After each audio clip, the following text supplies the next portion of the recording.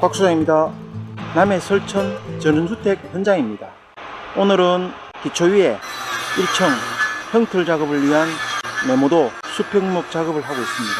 장마철이라서 비가 왔다 그쳤다 그렇게 반복하고 있습니다. 비가 그치면은 일을 하고 비가 오면은 일을 멈추고 어쩔 수 없이 그렇게 일을 진행하고 있습니다. 오전에도 잠깐 비가 내렸고 지금도 가랑비가 살짝 날리다가 그쳤습니다. 가랑비가 조금 오는 거야 뭐 일하는 데는 상당히 좋죠. 습기가 좀 높긴 하지만은 햇빛이 땡땡 내리쬐는 땡볕에서 일하는 것보다는 상당히 낫습니다.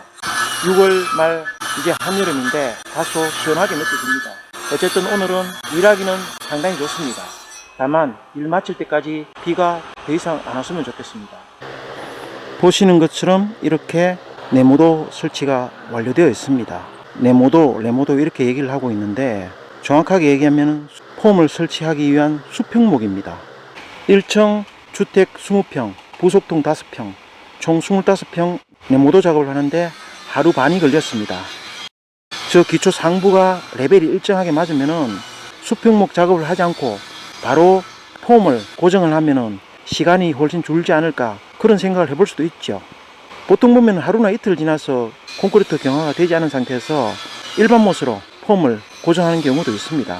하지만 2, 3일이 지나면은 일반 못은 잘 들어가질 않습니다. 그래서 결국 콘크리트 못을 사용을 해야 되는데 강도 270짜리 저 콘크리트에 쉽게 잘 박히지도 않습니다. 차라리 강모 위에 일반 못으로 박는 게 못 박는 시간은 훨씬 줄어들죠. 훨씬 효율적입니다. 그래서 일반적으로 아무리 기초 상부 레벨이 평탄화가 잘 되어 있어 가지고 바로 수평목 없이 작업을 할 수 있다 하더라도 콘크리트 못을 박는 시간 때문에 꼭 더 낫다 이렇게 얘기할 수는 없죠. 사실 기초를 아무리 잘 친다고 해도 대각선 방향으로 보면은 한 5 내지 10mm 정도의 오차가 생깁니다. 5 내지 10mm 정도는 양호하다고 생각하고 무시하고 일을 진행하는 경우도 있죠. 하지만은 수평목을 정확하게 놓으면은 위에 상부에 올라가는 건축물의 높이 등이 일정하고 정확하게 맞겠죠. 그래서 조금 뭐 시간이 더 걸리는 것지만은 그 과정에 하나를 진행을 하면서 정확하게 레벨을 맞출 필요가 있죠. 기초가 얼마나 정확하게 쳐졌는지는 높이 조정을 하기 위해서 요 네모도 밑에 받쳐놓은 하판, 저 하판의 두께를 보면 거의 답이 나옵니다. 여기는 보시면은 요 왼쪽 편과 오른쪽 편, 왼쪽 편은 콘크리트 위에 바로 박았고 오른쪽 편은 이렇게 5mm 리브 하판을 받쳐서 수평목을 박았죠. 그러면은 이 콘크리트가 좌측 우측 요 부분이 5mm의 단차가 생긴다는 얘기입니다. 그죠? 왼쪽 편 기초 상부면이 오른쪽 편 기초 상부면보다 5mm가 높다는 얘기죠. 보시는 것처럼 이 수평목, 저 긴 수평목도 보시면은 이쪽 편에는 콘크리트 위에 바로 박았고 여기는 5mm, 여기도 5mm입니다. 그죠? 여기는 2장을 박았네요. 여기도 마찬가지 2장. 보시는 것처럼 이렇게 수평이 실을 떼어놨습니다. 저 끝까지 보시면은. 그래서 왼쪽 편보다 오른쪽 편 콘크리트 면이 10mm가 낫다는 얘기죠. 그래서 리브 합판 2장 10mm를 받쳐서 수평목 네모도를 설치를 한 거죠.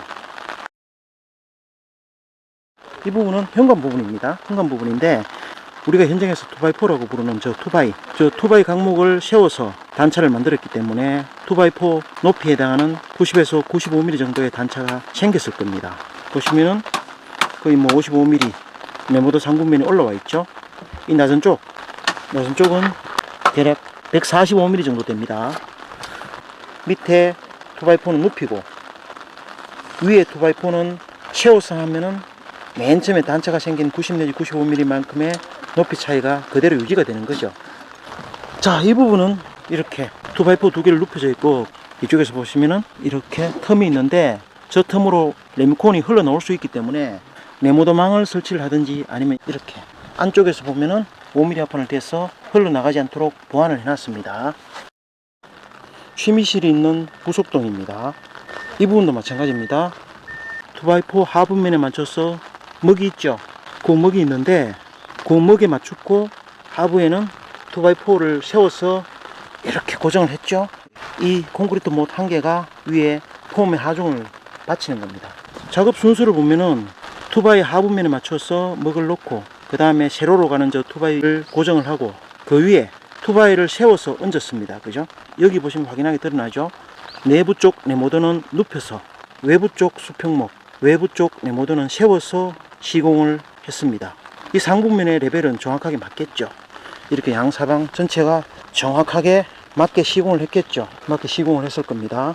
여기는 보시면은 아마 제 생각에는 이 부분은 송고 다루기 30에 45mm 짜리 강목을 박았죠. 아마 이 부분도 정확한 레벨이 나오지 않기 때문에 아마 투바이를 박았으면은 네모도보다는 올라오겠죠. 이 부분은 쉽게 얘기하면은 기초 바닥에 레미콘이 뭐 한 5mm 정도 볼록하게 배가 불렀다고 생각하시면 됩니다. 그래서 이렇게 그 5mm를 보완하기 위해서 왼쪽 편은 보면은 5mm 리브 합판 2장, 여긴 한 장, 여긴 한 장, 여기는 12mm 합판, 그리고 저기는 5mm 플러스 12mm 합판을 받쳐서 수평을 잡았죠. 상부에 보시면은 저쪽 끝에서 이쪽 끝까지 수평실을 치고 그 수평실에 맞춰서 송고 다루기를 설치를 한 거죠. 이 부분 보시면은 파란색 스프레이로 된 저 점선 부분이 거실창에 들어갈 부분입니다. 2850에 2800 정도의 이 계구부에 설치하는 거실창은 폭 2800에서 2840 정도, 높이는 기초 상부면에서 1층 바닥 FL까지 400 정도를 높여서 시공을 해야 되기 때문에 하부 창틀의 상부면을 맞춘다고 보면은 60mm 바 같으면은 2400에서 2450 정도까지 가능하다고 보면 됩니다. 하부 창틀의 상부면을 마감면에 맞추느냐, 하부면을 마감면에 맞추느냐에 따라 가지고 창틀의 높이가 달라지겠죠. 이 부분 볼까요? 이 부분 보면은 방창입니다. 집주인이 1800에 1000 정도의 방창을 만들어 놓으려 했기 때문에 계구부는 폭 1820에 1050으로 만들어져 있습니다. 계구부가 1820에 1050이라는 얘기는 나중에 창틀을 설치하면은 창틀의 실제 치수는 1800에 1000이 되겠죠. 좌우로는 각각 10mm의 여유 공간이 있고 상하로는 50mm의 여유 공간이 있는 셈입니다. 보통 보면 다 그렇게 하죠. 10 내지 20mm 정도의 공간을 두고 그 공간을 폼으로 처리를 합니다. 항상 저는 10 내지 20mm를 톡에서 열반사 단일재를 붙이기 때문에 마지막에 붙이는 10 내지 20mm를 창문 안쪽으로 말아서 들어올 수가 있죠. 그러면 그 말아서 들어오는 로이 단열재와 창문 틀을 기밀 테이핑 처리하기가 용이해집니다. 그리고 그 사이를 폼으로 충전을 하는 거죠. 보시면은 창문을 바닥에서 1000 정도 높이에 달아달라고 했기 때문에 지금 플러스 1300을 해놓았습니다. 그죠? 그러면은 바닥 이 400 들린다고 했으니까 바닥에서 창틀 하부면까지는 900 정도의 높이가 됩니다. 근데 창틀 두께가 보통 보면은 한 60mm에서 80mm 정도 되기 때문에 결국은 바닥 마감면에서 창틀의 윗창문까지는 1360이나 1380, 거기다가 25mm 정도의 공간이 있기 때문에 1000 정도 높이의 창틀이 설치가 되는 거죠. 그렇게 계산을 했습니다. 여기는 욕실에 들어가는 문틀이 설치될 부분이고, 이쪽은 방에 들어가는 문틀이 설치될 부분입니다. 모두가 그렇게 설치되어 있죠. 파란색 점선 부분이 문틀이 설치될 공간입니다. 이쪽은 욕실로 들어가는 문틀이 설치될 공간입니다. 이쪽 보시면은 똑같습니다. 투바이 높이, 욕실이 저쪽 거실이나 방면보다도 기초 매트 자체가 90에서 95mm 정도 다운이 되어 있습니다. 여기도 마찬가지입니다.